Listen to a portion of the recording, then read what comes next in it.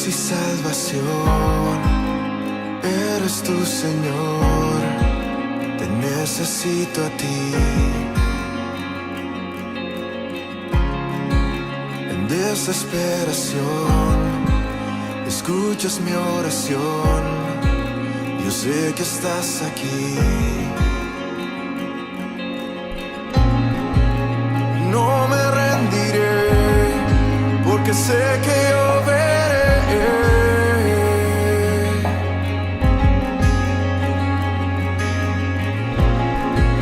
en todo su esplendor la bondad de mi Señor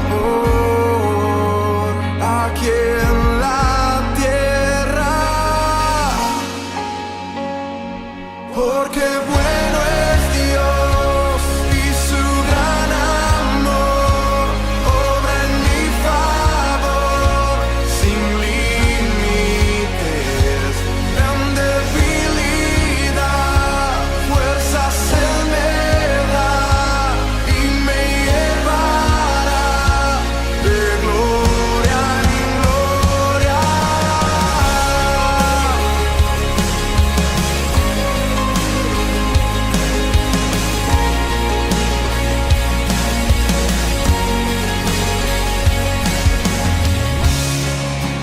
Tú mi ayudador, castillo protector, en alto me pondrás.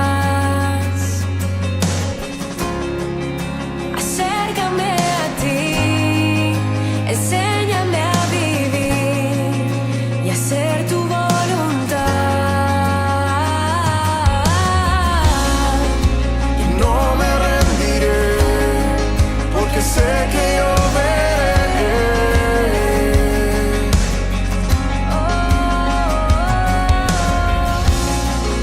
en todo su esplendor la bondad de mi Señor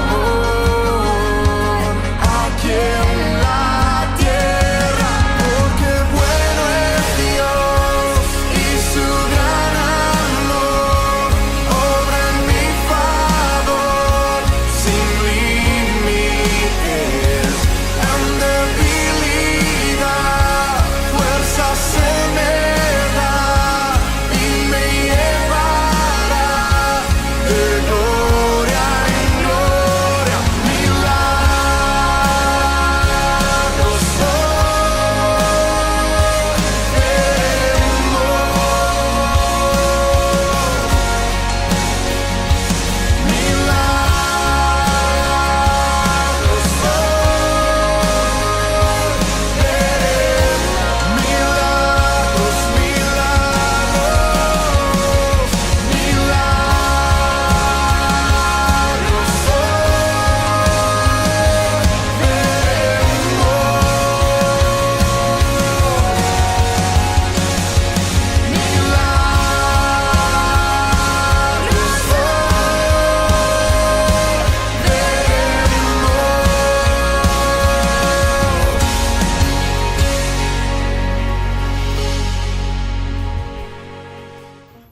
Dios les bendiga, amada familia. Qué bueno poder estar juntos otra vez y compartir de las riquezas inagotables de la palabra de Dios. Y estamos en el libro de Efesios, que es una de las cartas más hermosas, mi favorita, pero es una carta que está llena de fortaleza, de esperanza y de consolación. Y yo quisiera invitarte a abrir la palabra de Dios al capítulo 4 del libro de Efesios. Vamos a continuar donde dejamos la semana pasada, pero vamos a leer del verso 7 hasta el 16. El tema es Cristo, el centro de nuestra vida. Y dice así la palabra de nuestro Dios. Pero a cada uno de nosotros fue dada la gracia conforme a la medida del don de Cristo. Por lo cual dice, subiendo a lo alto, llevó cautiva la cautividad y dio dones a los hombres. Y eso de que subió, ¿qué es? Sino que también había descendido primero a las partes más bajas de la tierra. El que descendió es el mismo que también subió por encima de todos los cielos para llenarlo todo. Y él mismo constituyó a unos apóstoles, a otros profetas, a otros evangelistas, a otros pastores y maestros, a fin de perfeccionar a los santos para la obra del ministerio, para la edificación del cuerpo de Cristo, hasta que todos lleguemos a la unidad de la fe y del conocimiento del Hijo de Dios, a un varón perfecto a la medida de la estatura de la plenitud de Cristo, para que ya no seamos niños fluctuantes, llevados por doquiera de todo viento de doctrina por estratagema de hombres, que para engañar emplean con astucia las artimañas del error, sino que siguiendo la verdad en amor, crezcamos en todo, en aquel que es la cabeza, esto es Cristo, de quien todo el cuerpo, bien concertado y unido entre sí, por todas las coyunturas que se ayudan mutuamente, según la actividad propia de cada miembro, recibe su crecimiento para ir edificándose en amor. Vamos a orar. Padre amado, qué precioso es estar contigo y reconocer que tu presencia está con nosotros. No importa la distancia, tú siempre has prometido que estarías con cada uno de tus hijos todos los días. Así que yo sé que en este instante, Señor amado, tú estás con mis amados hermanos y tú estás con nosotros. Y nada ni nadie nos puede separar de tu inmenso amor. Yo te pido que de una manera especial tú bendigas a mis hermanos que escuchan este mensaje, que cada corazón que está abierto en este instante para recibir tu palabra sea lleno de tu gracia y de tu poder. Señor, que si hay dudas, tú fortalezcas la fe. Que si hay temores, Señor, tú los espantes con tu amor. Que si hay luchas y batallas, Señor, que tú le des la fortaleza que solo viene de ti y el valor para enfrentarlas y los recursos para solventarlas. Yo te pido que en el nombre poderoso de Jesucristo tú los guardes en el poder que hay en tu nombre y pongas un cerco de protección alrededor de cada uno de ellos. Padre, guárdalos en el poder que hay en tu nombre, porque hay poder en el nombre poderoso de Jesucristo y en su bendita sangre. La ponemos sobre ellos y sobre nosotros en el nombre precioso y maravilloso de Jesús, nuestro Salvador y Rey. Amén. Amén. Amén. Jesús, 2000 años después, su nombre todavía evoca sentimientos a veces encontrados. Millones que le adoran, otros que no quieren escuchar su nombre, otros que usan su nombre para maldecir. Pero el nombre de Jesús es imborrable, puede ser controversial, pero jamás podrá ser ignorado. Napoleón Bonaparte, que conocía a hombres, en una ocasión uno de sus generales de nombre Bertrand le preguntó acerca de Jesús, sorprendido de que el gran Napoleón tuviera a Jesús en alta estima. Y estas fueron las palabras que le dijo Napoleón. Él le dijo: yo conozco hombres y te digo que Jesucristo no es un mero hombre. Todo acerca de él me asombra. Su espíritu me sobrecoge. Su voluntad me confunde. No hay ninguna posible comparación entre él y ningún otro ser humano en el mundo. Su nacimiento, la historia de su vida, la profundidad de su doctrina, su evangelio, su marcha a través de las edades. Todo esto me asombra. Me parece un indescifrable misterio. Y añadió: Alejandro, César, Carlomagno y yo fundamos imperio, dijo Napoleón. Pero ¿en qué consistió nuestro genio? La fuerza. Jesucristo fundó su imperio en el amor, y aún hoy millones estarían dispuestos a morir por él. Todo cuanto él dijo es cierto, pero Napoleón hablaba de Jesús como un admirador, no como un adorador. Por eso, a los que conocen a Jesucristo, los que han llegado a poner su fe en Él como su Salvador, entienden que la grandeza de Jesús no es la grandeza de los grandes héroes del pasado, que dejaron sus marcas imborrables en la historia por sus logros que lograron alcanzar. La grandeza de Jesús para el creyente nace no solo por la obra que Él hizo en la cruz del Calvario y el poder de su resurrección para bendecirlos a ellos y hacerlos hijos e hijas de Dios, pero la grandeza de Jesús es personal. Es la grandeza de saber que Jesucristo es una realidad viviente, que Jesús está vivo, que Jesús está con nosotros, que su perenne presencia sigue siendo aquello en lo cual nosotros podemos agarrarnos y conectarnos, porque Jesús nos dio una promesa infalible. Esta es la promesa que Jesús te dio. Te dijo: estaré contigo todos los días hasta el fin del mundo. Y esa es una promesa que tú te puedes apropiar de ella. Fue la promesa que hizo que un gran misionero dijera en una ocasión: es la promesa de un caballero, la palabra de un caballero. Y entonces él dijo, estoy hablando del gran misionero Livingstone, él dijo: esa promesa ha permitido que yo pueda servir al Señor en el corazón de África por todas estas décadas, sin ver a ninguna otra persona, amiga, porque yo sabía que Él estaba conmigo. Su presencia le infundió fuerza, le infundió vida. Y de eso se trata, el hecho de que Jesucristo está con nosotros. Y Jesucristo nos prometió estar con nosotros. Eso nos lleva inmediatamente a entender que hay una cristocentralidad en nuestra vida, porque nuestra vida, si somos adoradores de Dios, tiene que estar centrada en la vida de Jesús. De los labios de Jesús, como relata el gran apóstol Juan, él dijo en una ocasión: porque al Padre le había placido que todos honren al Hijo como honran al Padre.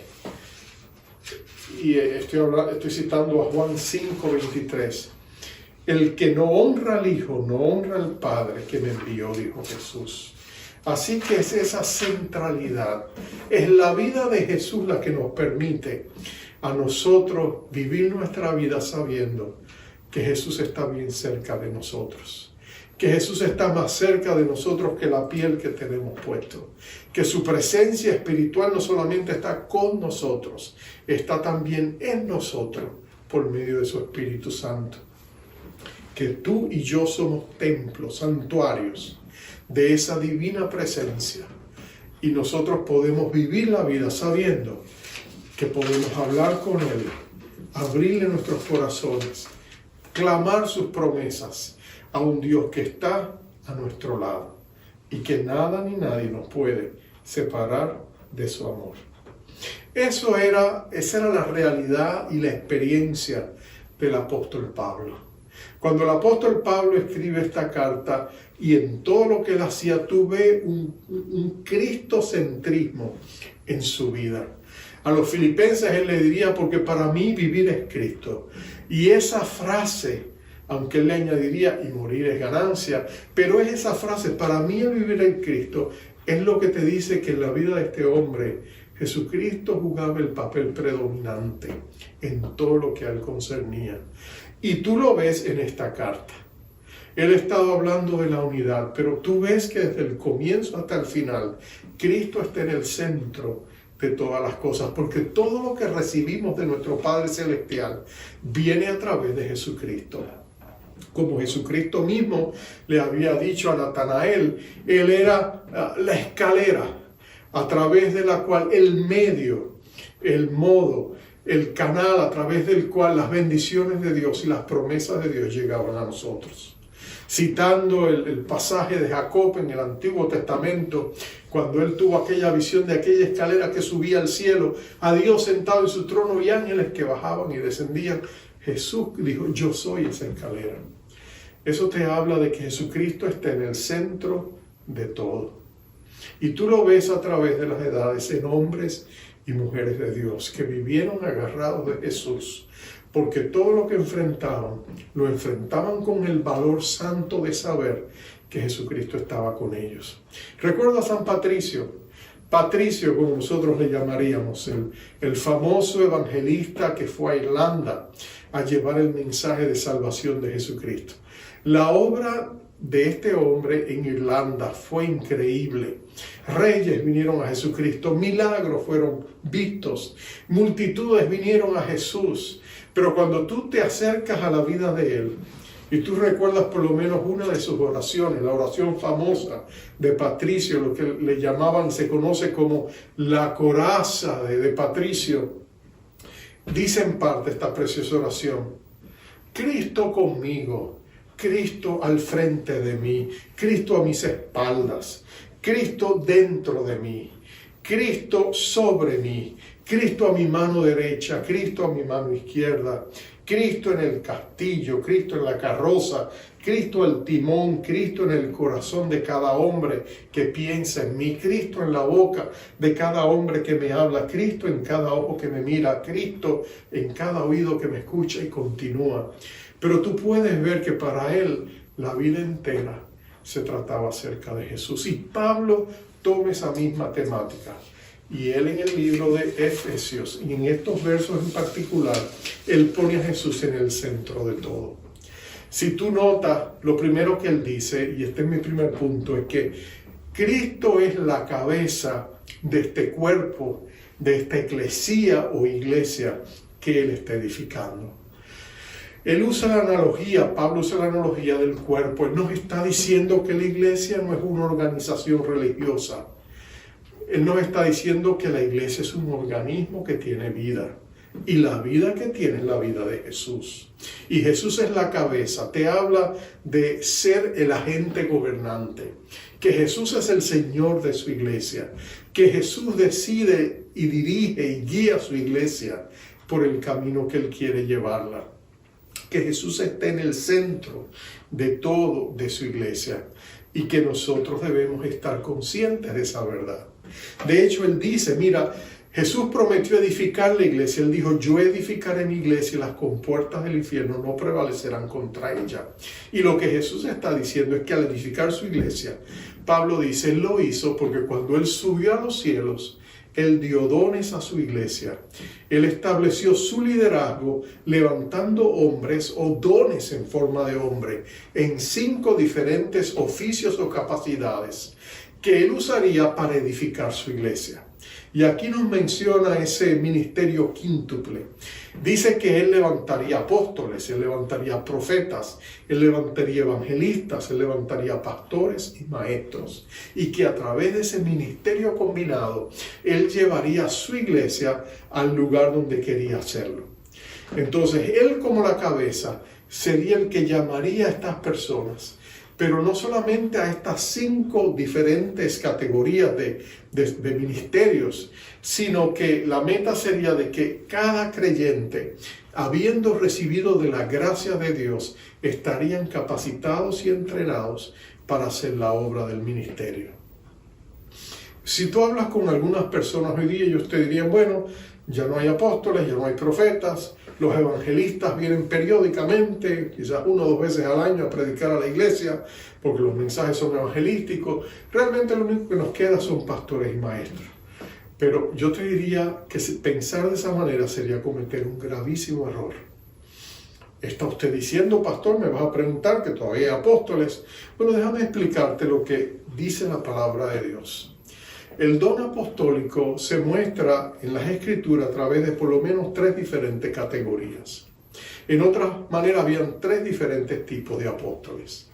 Está el Señor Jesucristo, Hebreos 3:1 llama a Jesús el apóstol y sumo sacerdote. En otras palabras, Jesucristo es un apóstol, pero Él es un apóstol único en su género. En otras maneras, nadie es comparable a Jesús en su apostolado. Él es el apóstol de la salvación. Él es el mensajero, y no solamente el mensajero, sino el mensaje de la salvación. En otras palabras, como Jesucristo no hay más apóstoles. Pero también la Biblia nos habla de que hubo un grupo específico de 12, a quienes ya Jesús llamó para que estuviesen con Él, nos dice Marcos 3, para que estuviesen con Él y para enviarlos a predicar.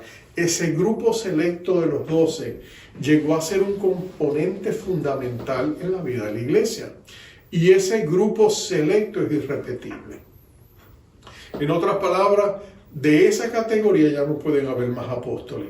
Porque una de las características de ellos es que esos 12 hombres estuvieron con Jesús desde el principio de su ministerio. Y por esa razón, porque vivieron con el Señor Jesús y fueron entrenados directa y personalmente por Jesús, esos apóstoles son únicos. Cualquier persona que se levanta hoy y dice yo soy el 13º apóstol, está engañándote, porque no hay más apóstoles como esos. Sin embargo, en el Nuevo Testamento se ve una tercera categoría que es un don apostólico. En otras palabras, era un don donde tú consideras a estas personas y a quienes se les dé ese título, y hay por lo menos casi 21 personas que se mencionan como apóstoles, incluyendo a Pablo, a Silas, a Andrónico, a Tito, a Timoteo, a Bernabé, a Junías y a otros que se les llama apóstoles. Ellos tenían el don apostólico. El don apostólico tenía que ver con la capacidad de reunir y crear movimientos de personas y organizar esos movimientos en iglesias, en congregaciones, pero muchas veces en movimientos. Y eso es lo que tú ves en las páginas del Nuevo Testamento. Mi sentir es que ese don apostólico está presente en el cuerpo de Cristo hoy, y tú lo puedes ver a través de la historia. Cuando tú ves los hombres o mujeres que Dios usó en ciertos momentos históricos, tú ves ese don apostólico en ejecución. Por ejemplo, la Reforma Protestante, tú piensas en hombres como Lutero, piensas en hombres como Zwinglio, piensas en hombres como Calvino. Tú ves esos grandes movimientos que Dios trajo a través de estos pilares y tú miras las vidas de estas personas y es evidente que ellos tuvieron el don apostólico. Tú miras los grandes avivamientos y aunque hubo grandes evangelistas en ellos, tú también ves ese don apostólico. Lo ves en Juan Wesley, lo ves en Alberto Benjamin Simpson, lo ves en otros que Dios levantó y crearon grandes movimientos, y el don apostólico tú lo ves presente. Ellos mismos no se miraron o se declararon apóstoles, eran demasiado humildes quizás para hacerlo, pero lo cierto es que tú ves ese don en ejecución y Dios lo sigue usando hoy en el cuerpo de Cristo. Entonces tú ves que el don está presente porque Dios sigue obrando y edificando a su iglesia, y el don apostólico en varios sentidos era importante. El primer don apostólico fundamental de los 12, pero luego el don apostólico exhibido y mostrado en la dirección que Dios lleva a su iglesia. Pero no solamente eso, está el don profético.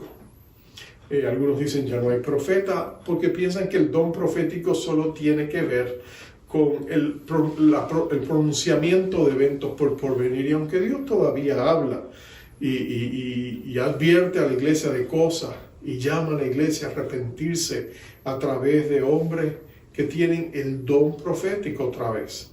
Pero si tú miras lo que la palabra de Dios dice en 1 de Corintios capítulo 14, verso 3, el don profético cumple una función muy importante. Mira lo que dice: pero el que profetiza habla a los hombres para edificación, exhortación y consolación. El don profético edifica, el don profético exhorta, el don profético consuela, y eso todavía está patente en el cuerpo de Cristo porque la necesidad todavía está ahí.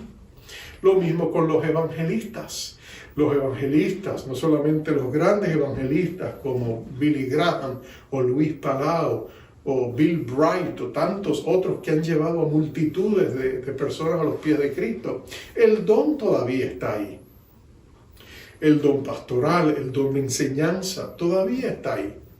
¿Por qué? Porque son dones importantes en la edificación de la iglesia, del cuerpo de Cristo. Y Cristo es el que los da, Cristo es el que los comisiona, Cristo es el que lo hace. Y no hay razón de pensar que la iglesia ha llegado al lugar donde ya no los necesita. Por eso es que Él dice y nos da la razón de ser de este ministerio quíntuple. Él dice, a fin de perfeccionar o capacitar o entrenar a los santos para la obra del ministerio, para la edificación del cuerpo de Cristo. En otras palabras, ellos no solamente harían la función de su ministerio, pero también entrenarían a otros mentorearían a otros, serían tutores de otros, para que ellos a su vez pudieran reproducirse y de esa manera, a través de las edades y los tiempos, la iglesia tener este ministerio quíntuple que era necesario para la edificación del cuerpo de Cristo. Y él dice, hasta, note esa palabra, hasta que todos lleguemos a la unidad de la fe y del conocimiento del Hijo de Dios. Tú miras al cristianismo hoy, no estamos ahí todavía. Tú no ves esa unidad. Hay divergencias, hay diversidad, pero también hay diferencias. Pero mientras la iglesia de Cristo esté en la tierra, vamos en esa dirección. Y el deseo de Dios es que un día lleguemos a esa unidad perfecta. Ahora, nota por favor que en medio de todo eso, la visión y la meta es clara. Y este es mi segundo punto. ¿Y cuál es esa visión y meta? Es la Cristo semejanza. En otras palabras, Cristo tiene que ser formado en nosotros. Tenemos que alcanzar un nivel de madurez. Cuando habla de perfeccionar, la palabra que se traduce perfeccionar, habla de madurez. Cuando algo está completo, como cuando un barco estaba listo para zarpar y decían, tenemos todo, sí, la tripulación está, lo que vamos a llevar, la carga está lista, todo está lista, podemos salir.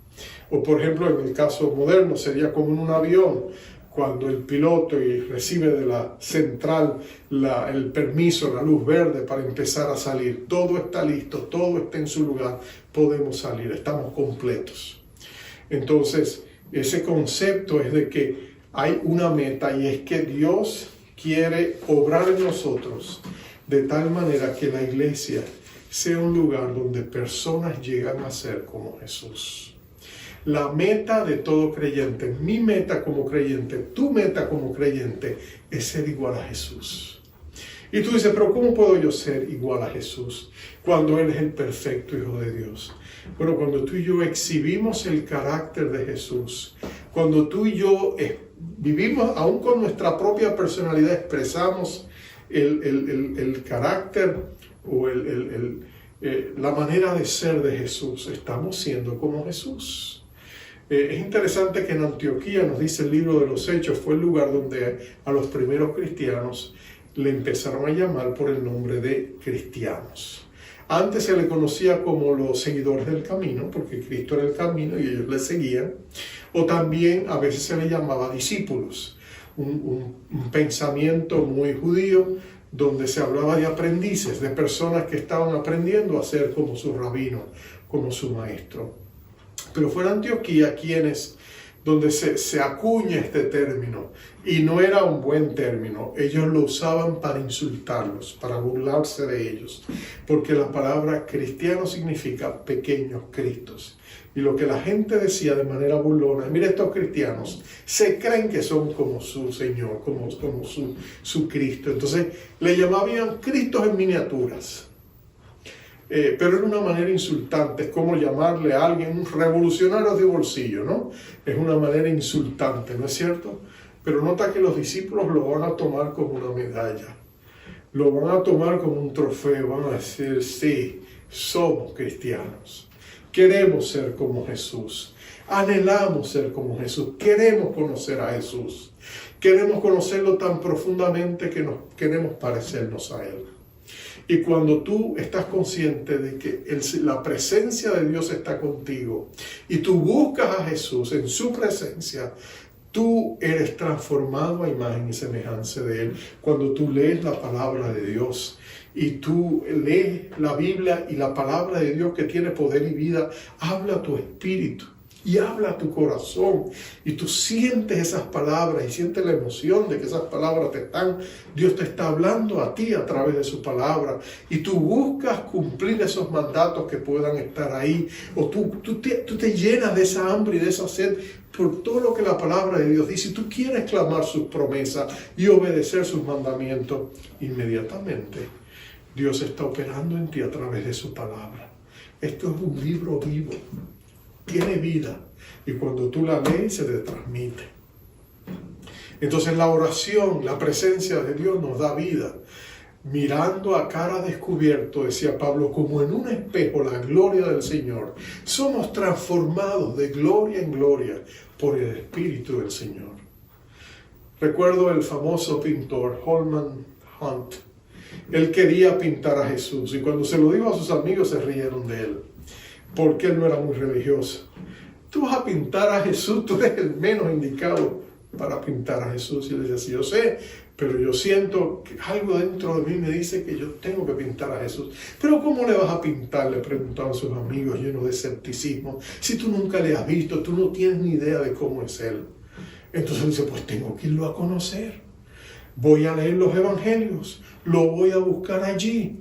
Y donde quiera que él esté en los evangelios y en Getsemaní o en el Calvario, allí tengo que ir y verlo.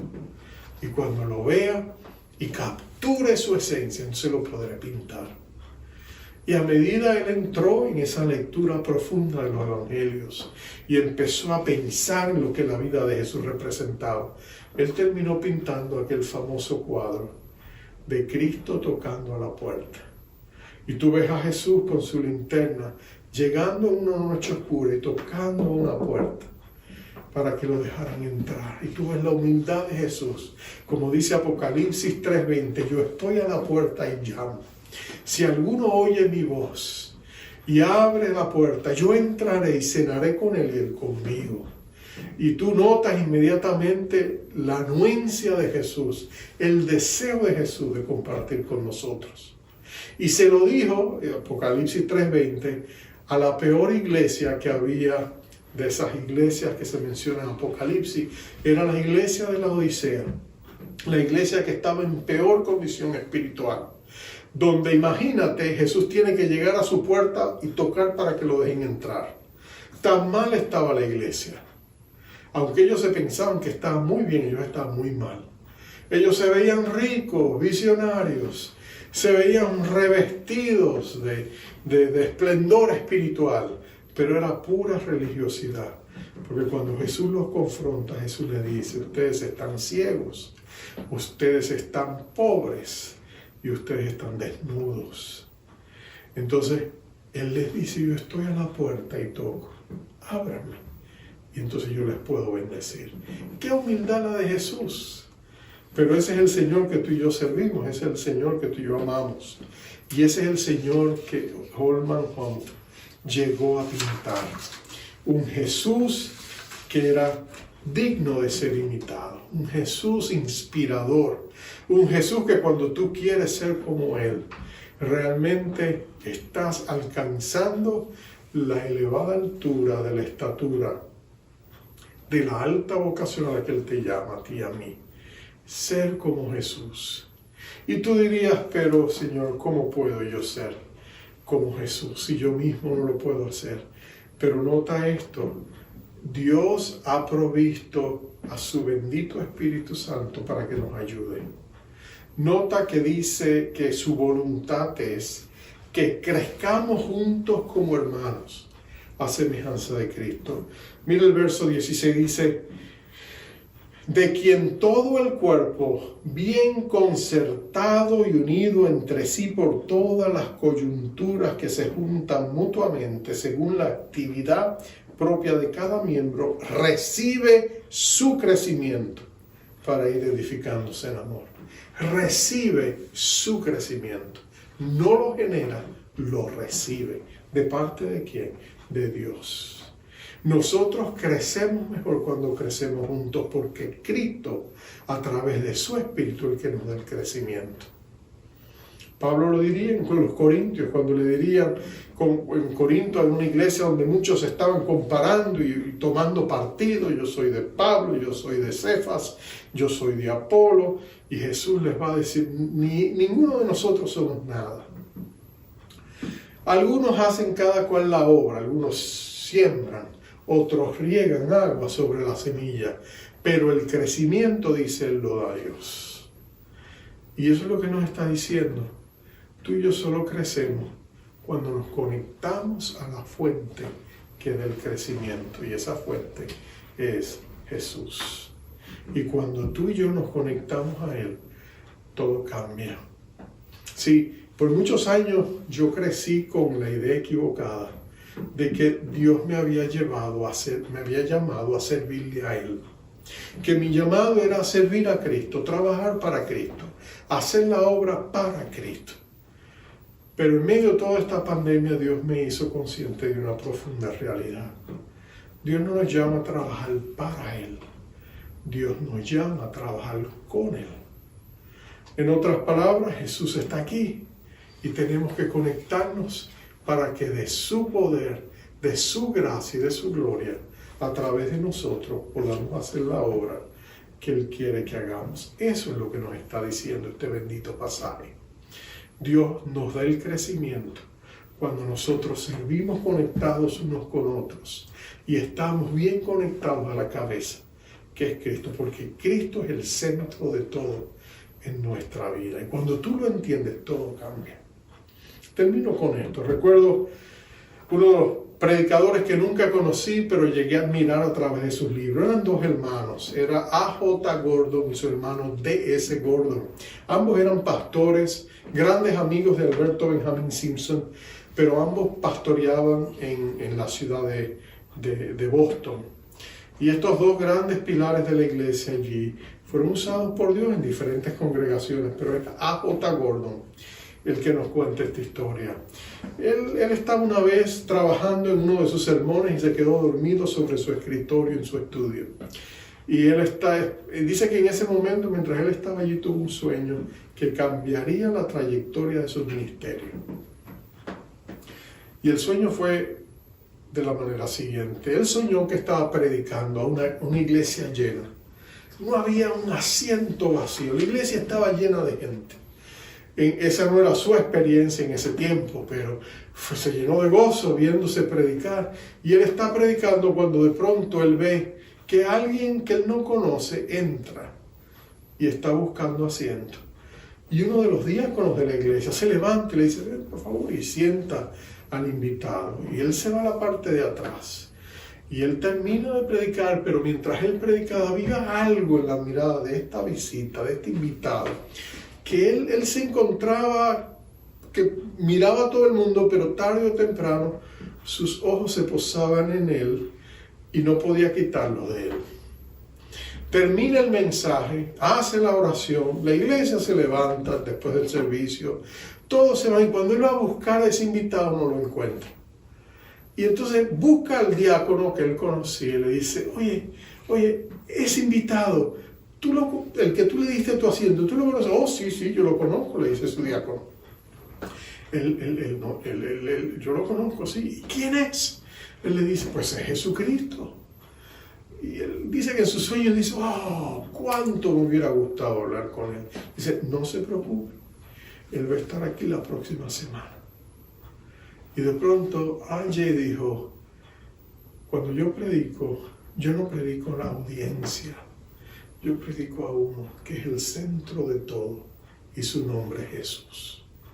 Y dice que eso cambió radicalmente su ministerio. Le dio una fresca y nueva unción.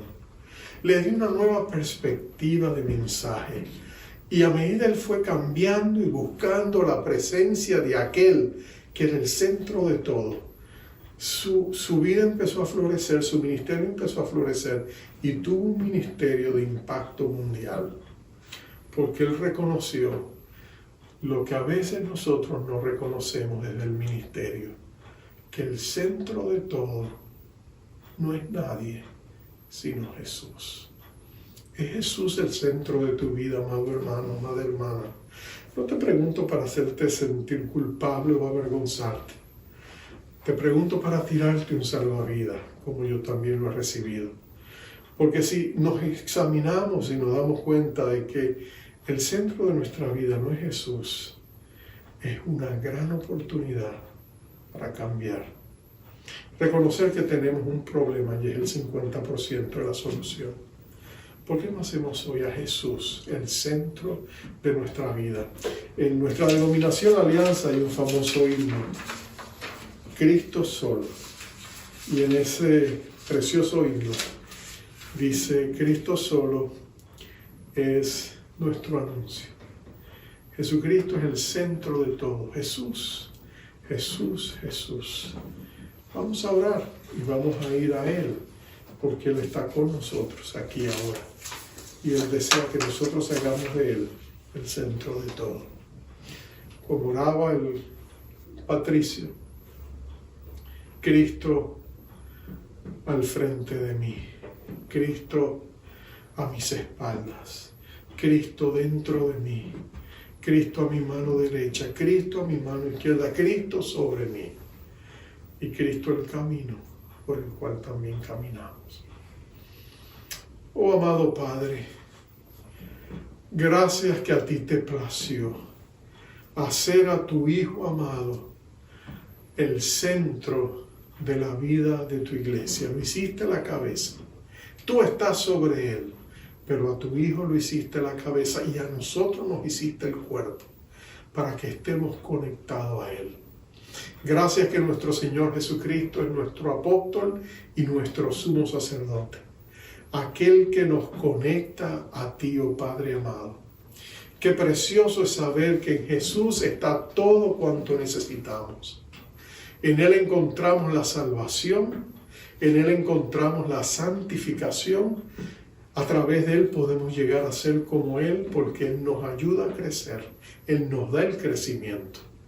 Pero también, Señor, Él es nuestra sanidad cuando estamos enfermos. Y Él también será nuestro Rey que vendrá en gloria. Cuando venga por nosotros, por su iglesia en su segunda venida, o cuando venga a buscarnos, porque ha llegado la hora de estar con Él. Cristo es todo en todo para nosotros.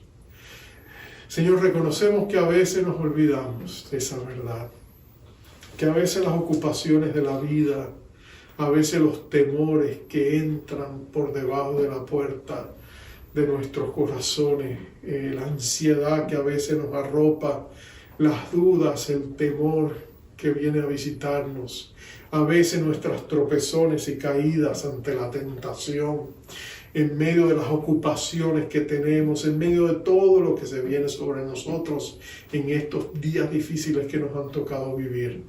Oh Dios mío, qué fácil es quitar los ojos de Jesús. Y empezamos a hundirnos como Pedro. Pero amado Cristo, qué precioso es saber que aún el mismo Pedro, cuando se está hundiendo, gritó aquella frase en un instante y dijo: sálvame, Señor. Y dice que inmediatamente, instantáneamente, tú estabas a su lado, con tu mano agarrada a la de él, sacándolo a flote. Tú puedes hacer lo mismo con nosotros en este día. Ven sobre nosotros, oh Jesús. Perdona nuestras distracciones, perdona nuestros pecados, perdona, Señor, nuestra arrogancia de a veces depender de nosotros mismos en vez de reconocer que tú eres nuestra vida. Perdónanos cuando trabajamos para ti en vez de trabajar contigo. Pero sobre todas las cosas, oh Dios, abre las puertas de nuestro corazón y esa semilla que plantaste en nosotros con nuestra salvación, hazla crecer para que Cristo sea formado en nosotros y seamos como Él es. Que podamos caminar en su victoria, que podamos caminar en su amor, que podamos mostrarle al mundo que hemos estado con Jesús. Padre, te pedimos no solamente que nos perdones, sino que nos des una fresca y nueva unción. Queremos oler a Jesús. Queremos que el mundo vea la luz que Él ha puesto en nosotros. Queremos que el mundo sepa y conozca que Jesucristo les ama.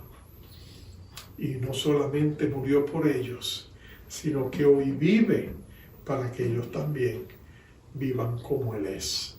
Oh Dios, ayúdanos. Recibimos de ti esta bendición. Sigue obrando en nosotros tu querer y tu hacer. Ayúdanos a crecer y ser como Jesús. Lo recibimos por fe. En su nombre bendito te lo pedimos. Te damos gracias. Amén. Amén y amén. Amados, te envío con esta bendición. Jehová te bendiga, te guarde. Jehová haga resplandecer su rostro sobre ti y tenga de ti misericordia. Jehová alce sobre ti su rostro y ponga en ti paz. Dios te bendiga. sentado en majestad, reinando tú estás. Tu gracia puedo ver, me acerco a tus pies. Tu amor y tu bondad mi vida sostendrán. Mis manos alzaré, a ti me rendiré. Hoy y para siempre quiero conocerte. Muéstrame tu gloria, más de ti.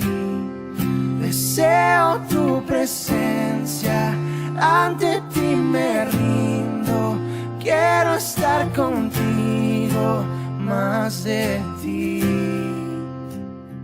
Por pruebas pasaré, mas en tu amor persistiré. Tú has estado en mi lugar, en ti puedo confiar. Hoy y para siempre quiero conocerte. Muéstrame tu gloria, más de ti. Deseo tu presencia, ante ti me rindo. Quiero estar contigo, más de ti.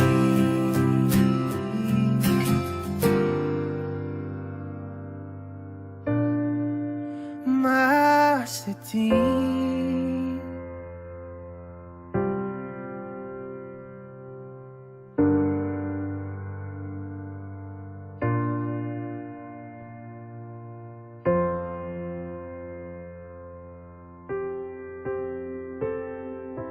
Te seguiré, por siempre yo te buscaré, te buscaré.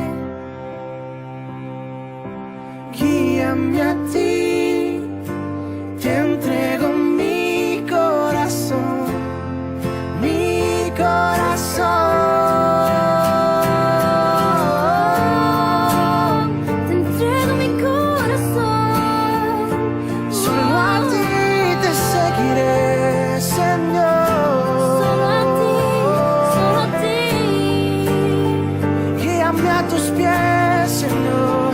Guíame a tus pies, Señor.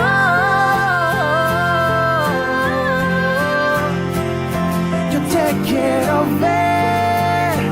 Muéstrame más de tu amor, más de tu amor.